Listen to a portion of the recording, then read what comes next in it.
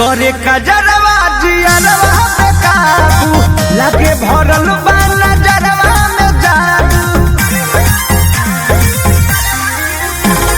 हवा में मोहनी उड़ावत चलेलू, फीले में दिल धड़कावत चलेलू। कचकली कचनरी लगेलू, गंगा जल के मछली लगेलू, चना दाल के तू पढ़ी लगेलू, सोना सड़िया में परी लगेलू, हर घरी हरियारी लगेलू, सोना सड़िया में परी लगेलू।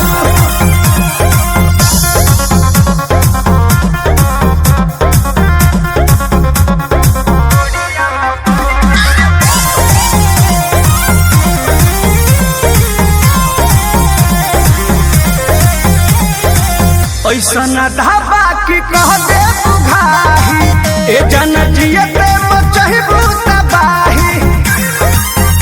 सुना रवि कन्हा से इनकार कलो तू, सुख मिली पर मुझसे प्यार कलो तू।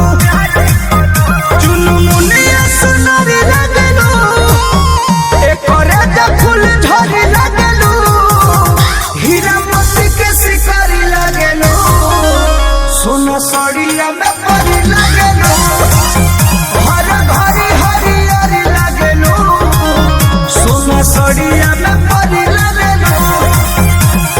तो जान ले लो बुका।